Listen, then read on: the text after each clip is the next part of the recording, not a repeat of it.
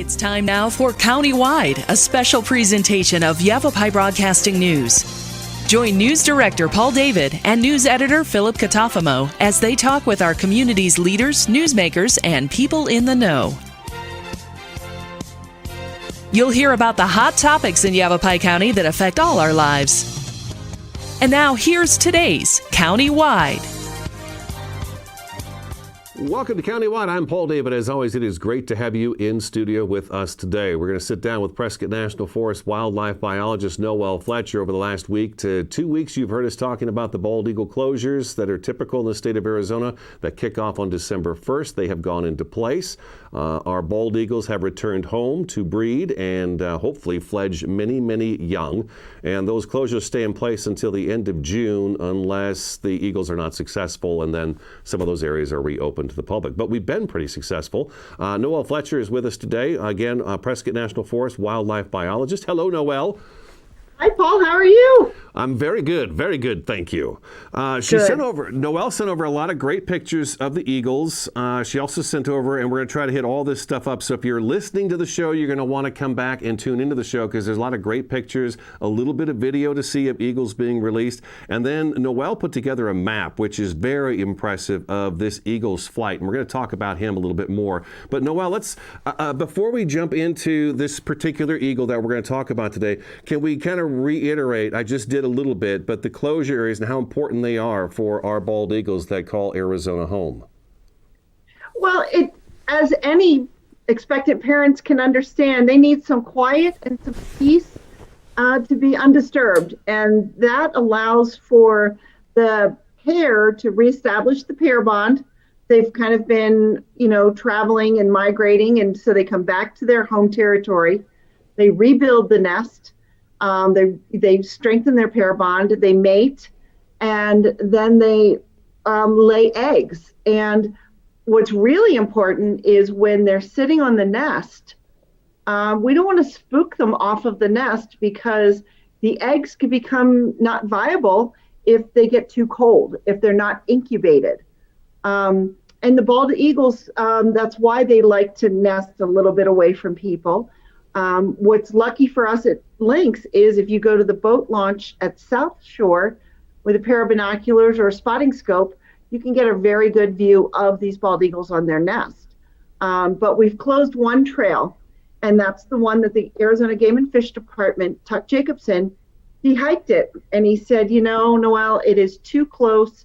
It's line of sight from the nest, and I'd be more comfortable if we didn't. And so we're asking people to just, it's called balancing what people want, what wildlife needs on the landscape. We're asking them to share and let the eagles have this area for a little bit so they can breed and raise their young. Yeah, because we've been so successful in this state fledging the young eagles and taking them out of extinction or near extinction. Endangered species. They have recovered from the Endangered Species Act. They are now protected, and they always have been, but just we're more aware of it. The Bald and Golden Eagle Protection Act of 1940 originally protected them, and then the Endangered Species Act. And so now they're again protected under the Bald and Golden Eagle Protection Act. So it's a law, and that's the law that we're enforcing. So I mentioned at the beginning of the show, too, that if they're not successful, sometimes these closures are lifted a little bit early. How many times does a bald eagle actually attempt to hatch young before they decide, it's not going to work this year, we're going to fly away and try again next year? Right. The Arizona Game and Fish usually ask us to wait until April to see if they're going to do what's called a second clutch. Okay. If the first one fails, let's say they the eggs weren't viable or something didn't work, they will often do a second clutch. A third clutch is rare. I don't even know that they would do that, but a second clutch can happen. So they'll make about 2 attempts in a breeding season. How big is a clutch of eggs? Depends. Typically, you have 1 to 2 young in the nest. I've heard of 3. I can't say I've heard of 4, at least not here in Arizona that I'm aware of. Okay. 2 is normal, and 3 is like, wow, they're doing a good job. There's a lot of food and resources available. And if there's 1, it's like, I get all the food, yay.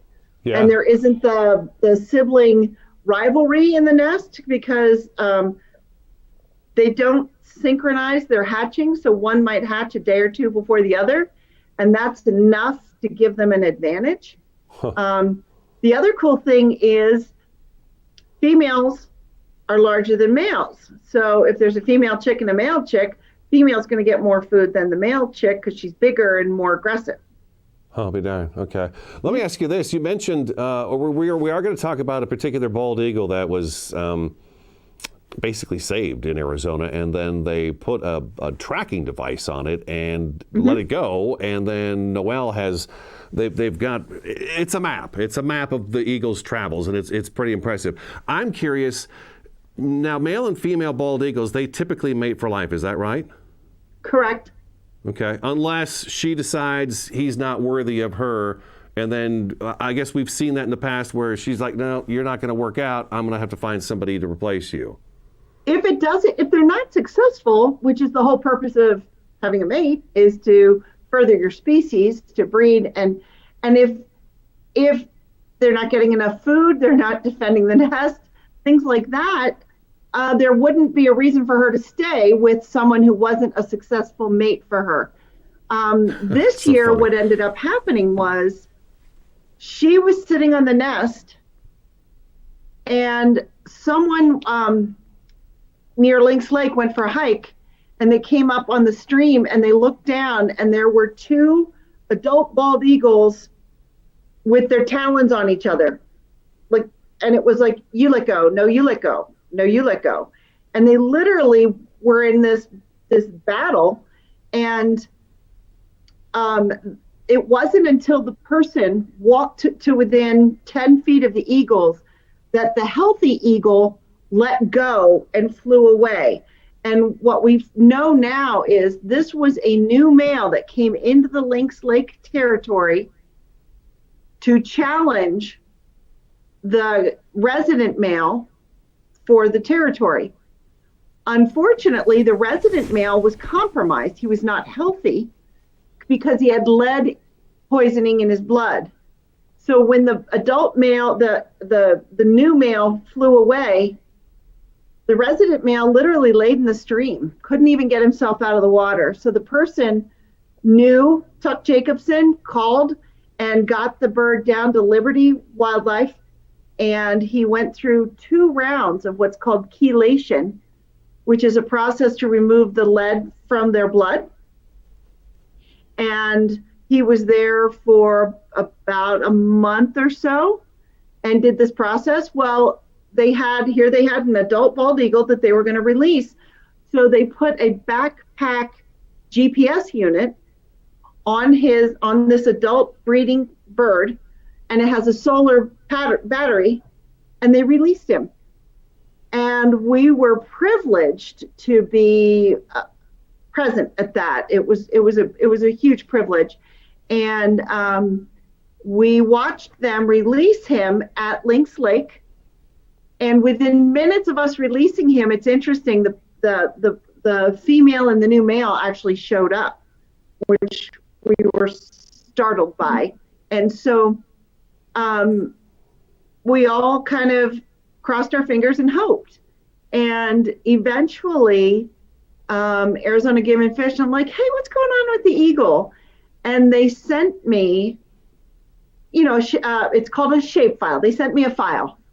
And I went and I put it into GIS, and I made this map of where this eagle that had been so sick he couldn't get himself out of the stream, while the rest of us were locked down in our houses all summer long with COVID, he went on an epic summer trip and vacation. And can we talk about that when we come back? We got to take a break. Okay. Okay, we got to take a break, but Ryan just showed the footage of the eagle taking off, so let's come back and we'll talk about his epic trip, okay? Prescott National Forest wildlife biologist Noel Fletcher is in studio today. We're talking about the bald eagles. They're back home, and they're going to be breeding. Stick around, Countywide back in just a couple minutes.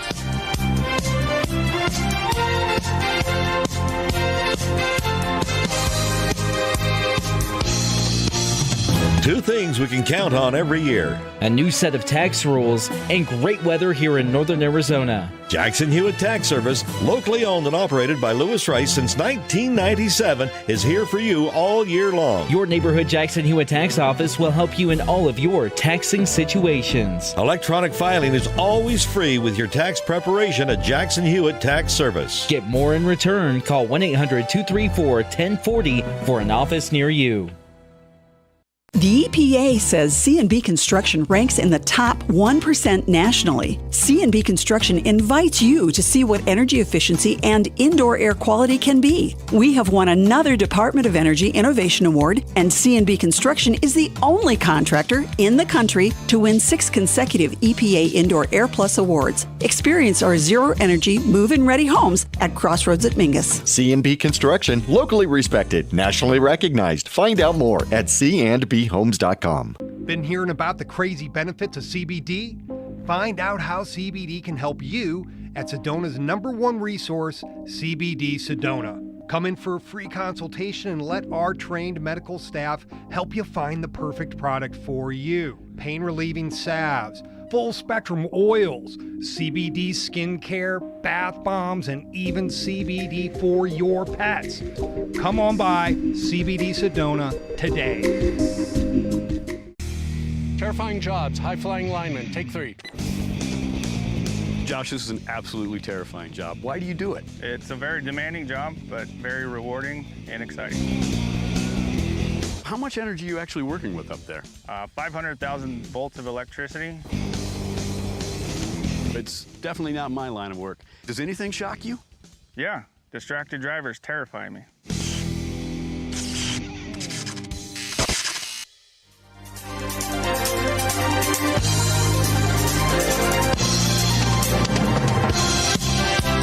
Welcome back to Countywide. Prescott National Forest wildlife biologist Noel Fletcher is in studio today. We're talking about the bald eagles that have returned to Arizona, their home, and they are getting ready to breed. You know what I thought was kind of weird, Noel, before we get to this male bald eagle and his travels, is that it seems to me that December, January is such a weird time to show up to think about start breeding because it's so cold. But do they just have a colder lifestyle? I think they like it colder than they like it hotter, because by July, they're out of here. They're up north. And after they've raised their young, back in, I want to say, at least 10 years ago, we put a GPS unit on a bald eagle nestling. The Game and Fish bans them. And when they have the funds and the opportunity, they can put a GPS unit on that it's glued onto the feathers of a young bird, and then when they molt, it goes away. But it's a small temporary GPS unit. And our nestling from literally Lynx Lake that you see right behind me, she went up through the 4 corners, and the GPS unit lasted she took her 3 weeks to make the trip. She went to the Dakotas, North and South Dakota, the headwaters of the Missouri and the Mississippi, the rivers, because it's waterfowl central, which is where all the food is. I'm not sure how she learned how to go there, who taught her, if she went with her parents or not. All I know is 1st of July, she's out of here. No, you got to go to the Dakotas. You got to see the Dakotas. You got to go there.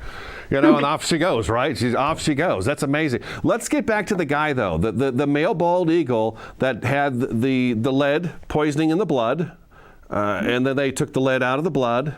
They released it. We showed that video footage of the eagle taking off over Lynx Lake, and then you said the female had already chosen the other male that challenged this eagle. Let's talk about his journey, because the map is very impressive. Tell me about his journey.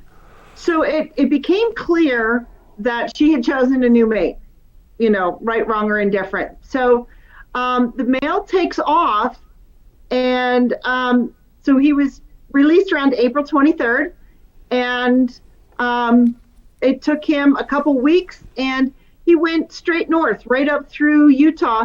And if you zoom in on some of that southern Utah, you can see where he's crossing some big water right through there. And, he went up, and I don't know if he's made this trip before, because we've never had a GPS unit on an adult bald eagle, because they don't try to capture adult bald eagles. Right. And oftentimes when they come to them, they're so compromised they can't be released. Sure. So this was a wonderful opportunity to get some incredibly valuable information for both biologists managing the animals, as well as for the biologists managing the habitat, the Sure. Forest Service, and the refuges. And so this bird headed north, and looks like he skirted around, some more populated areas. And I have no idea what the cues were, but I picked out, that he spent the 4th of July in Montana, probably a great place to spend a 4th of July. All right. And then headed over into Idaho and spent a month. It's actually in country I'm familiar with, because I'm from the Boise area.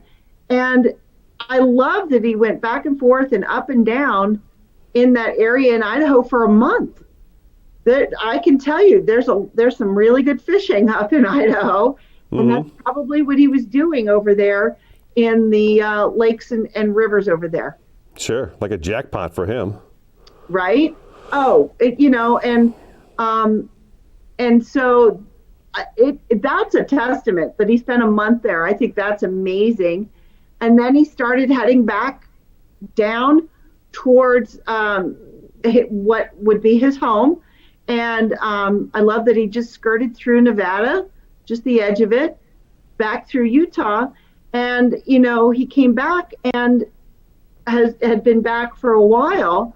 And I think you guys have the other map of him that shows that once he got back here, he ended up, what's it called? He's hanging out in Williams and Flagstaff and Prescott. Yeah. And we aren't sure where he's going to settle, if he's going to get a new mate.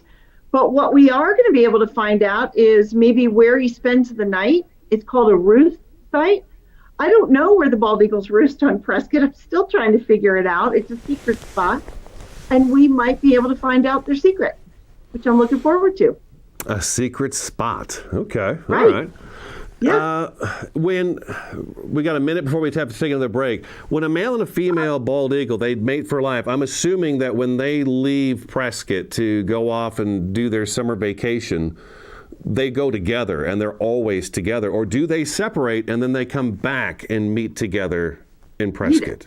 I'm not sure. I think We they don't go know. together. Uh-huh. I think I'm not the eagle biologist. I'm the habitat biologist. We'd have to get Tuck on for all these fun questions. But that's why the closure is so important, is for them to reestablish their pair bond and set up house, fix the nest. If the nest has gotten thrashed through the summer winds and monsoons, and the nestlings can be hard on a nest as they're stretching their wings and flapping and fighting and that. So they have to rebuild the nest every year, and that's actually part of the courtship and pair bonding. Okay. All right. Let's take our second break. Prescott National Forest wildlife biologist Noel Fletcher with us in studio today, talking about the return of our bald eagles to the state of Arizona. Stick around. Countywide back in just a couple minutes.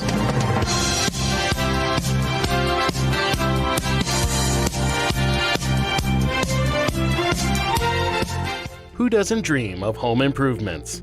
Perhaps your kitchen, the real living room. Maybe the bathroom, where you bookend your day. Langstrand Contracting is your one-stop shop from tear down to finishing touches. With 35 years of experience, Chris and his team will work with you to match your family's style and budget. Call Langstrand Contracting today for guidance in bringing your vision to life.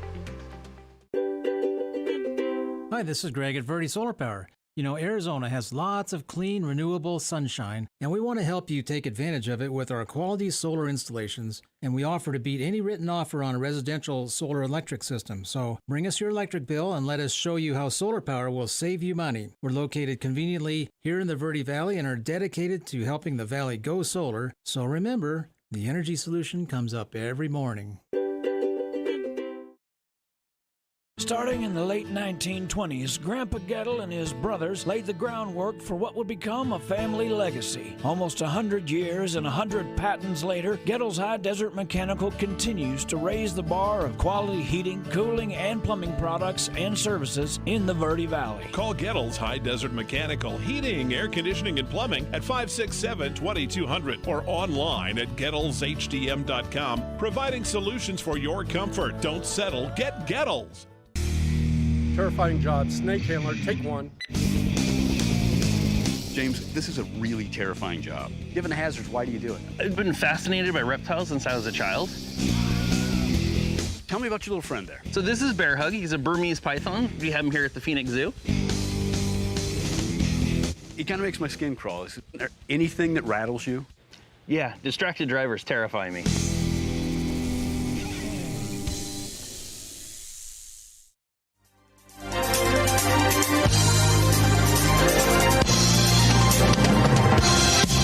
Welcome back Countywide. We've got just a few minutes left. Noel Fletcher, wildlife biologist for the Prescott National Forest, is in studio with us today. We're talking about the return of the bald eagles and the closures that went in place on December 1st, and typically they last through the end of June unless the eagles were not successful, and then Game and Fish sometimes or the Forest Service lifts those closures. We also want to mention that the peregrine falcons are returning very soon, Noel. They will also be coming back, which affects Thumb Butte and Granite Mountain in Prescott. Yep. And you say coming back. I don't know that they don't leave like the eagles do. We tend to see them around all season. It's just the breeding season begins in February. I've been working with a local person who is very interested in helping me better balance the climbing and the peregrines on both of these sites, especially on Granite Mountain. And so we've been able to get some amazing photographs of the nest site on the climbing cliff face, which is pretty impressive.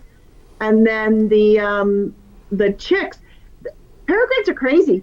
They find a flat rock and then they lay a round egg on it and they hope it doesn't roll off the edge. Do they not build a nest?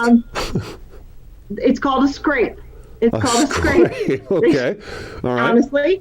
And no, they do not build a nest. It's called a scrape on a rock ledge. And then they lay the eggs. This year, there were 4 eggs. 4 hatched. I think 3 nestlings made it through at least to the end.